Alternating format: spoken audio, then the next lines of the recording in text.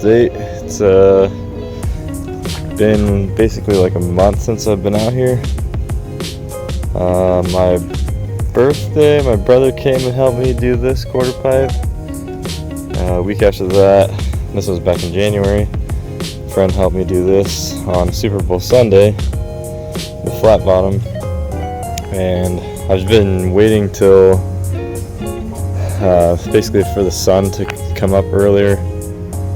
So now that it's getting warmer and I have more daylight, I was able to come out here in the morning and do this in about 30 minutes time. So the goal will be basically just put in 30 minutes a day. And unfortunately, someone came out here and stole the 2x6s I had ready for the quarter pipe back there. And so that I wouldn't have to use this template, I was going to use the 2x6s that were 8 feet long, but they took every single 2x6, which is more annoying than anything. It doesn't really make me mad because they were free. It's just the fact that they could just, drive 1 mile that way and get them themselves from the scrap pile. Okay, this took me an hour to do these ribs. I connected it at the bottom just to see how the transition looks. I'm gonna have to put something here, maybe raise this up, and just to get that gradual transition between these three, because from here to here it's super abrupt. And yeah, this took me an hour and 20 minutes. Then I gotta go and obviously level it all up because it's not perfectly straight. These things, some of these can be kicked in more. This one needs to move forward. I think I'm gonna have to get the sides tacked down first. It doesn't really want to budge. Yeah, 1 hour's worth of work. And I pretty much got this whole half pipe skeleton done. 3 days, 4 days. Obviously I had help with this and this, and this took me 2 days by myself, probably 2 hours total. So yeah, time to head into work, so I'm out. Thought I would show a little trick on how to do this by yourself. So to get the first one started, basically you'll just triangle. So this will be rested on the ground, and then this side piece here will be bent up to it. And it always helps to get your screws started first. I should have filmed that before. Anyway, that's the easy part. The hard part is trying to hold up the centerpiece and screw in the sides. So what you can do is on the side over here, what I'm going to do is I'm just going to put a screw. I already marked the lines where it's going to be, so I'm going to put a screw in right here. 1 second. Alright, so I put the screw in all the way through, about like ½ an inch to an inch. And then you want to get the screw, at least one started on the other side, not going all the way through. Do this.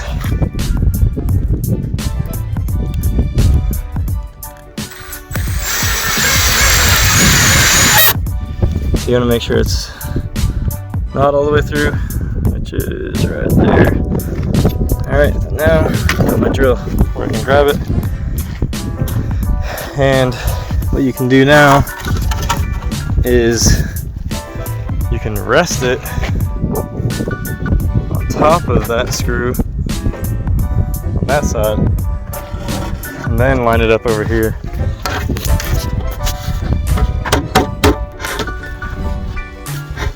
And so you can see it fell off. So you would probably want to put another screw at the bottom bottom so it doesn't slide down. It's really hard to explain while holding this and filming, but you get the idea. Alright, so now that I'm over here, after the cactus, I'm just gonna back the screw out, slide the board down a hair, and push the screw back in. Alright, today I'm working on the flat bottom for what's gonna be the 6-foot quarter. Obviously it's not straight right now, but all I'm worried about is the framing. So I just wanted to show another little tip. I've already nailed in that whole side, and this side, all I did was put it next to these 2x4s running down this way, and I didn't even measure this gap. I just grabbed something nearby, which I used this. I literally just went like this. Mark it.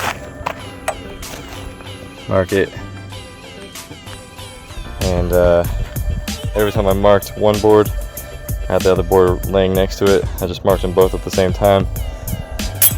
That way, they're the exact same on both sides. This board here is pretty twisted, and so what you can do is get the top part lined up pretty well and put one hammer or one nail in the top, which I'll do right now. Alright, so what I did is I put one nail in the top, that way it can still rotate, and then I started my second nail on the bottom where it's lined up where I want the board to be. And what I've done is I made this, there's a nail in here to give it a little bit of a gap, and what that allows me to do is slide this onto that 2x4 and then twist the whole thing, and now I can hold it right there where I need it to be, straight up and down, and just hammer that nail the rest of the way in. Alright, so that's how you can get a twist out of a 2x4 by yourself.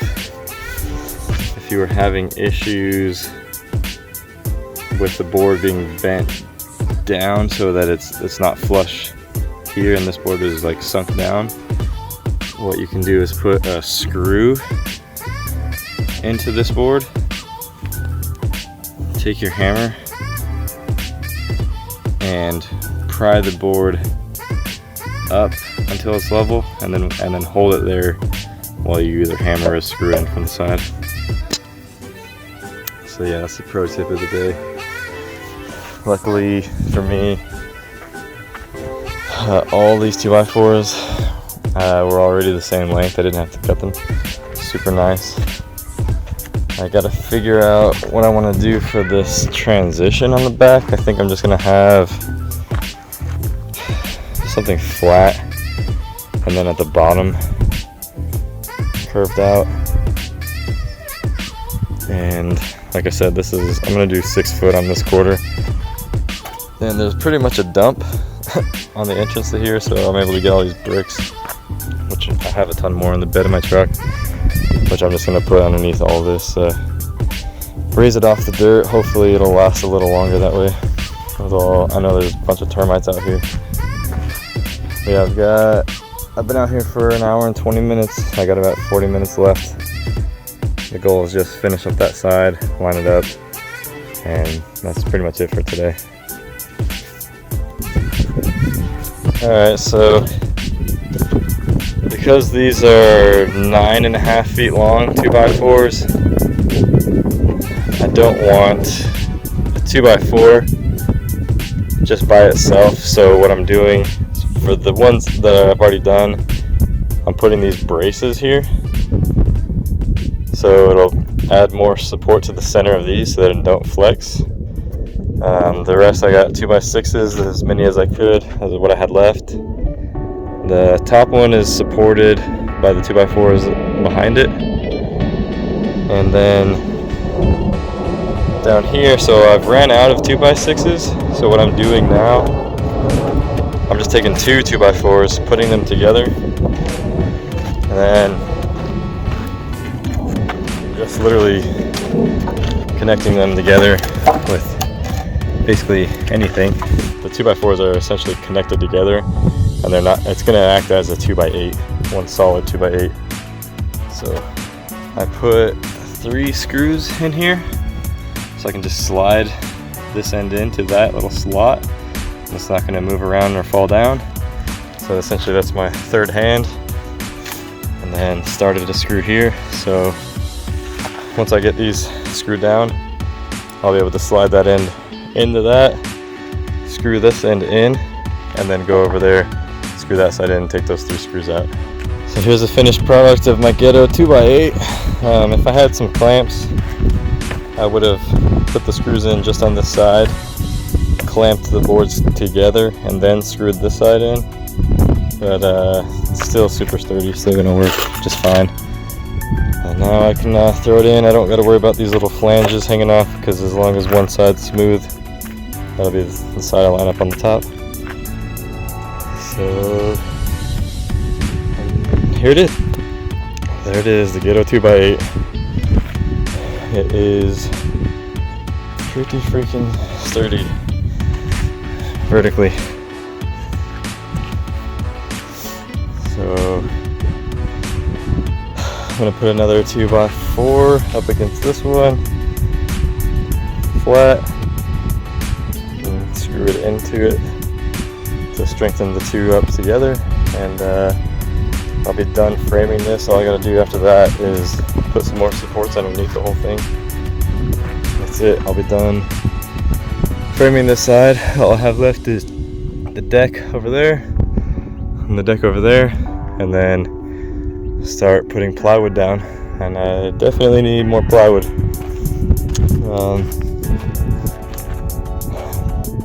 Same thing I did on this one. I'm just going to do OSB for the first layer.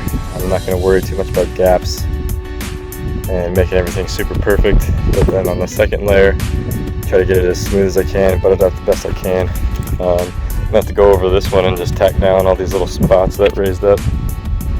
It's no big deal.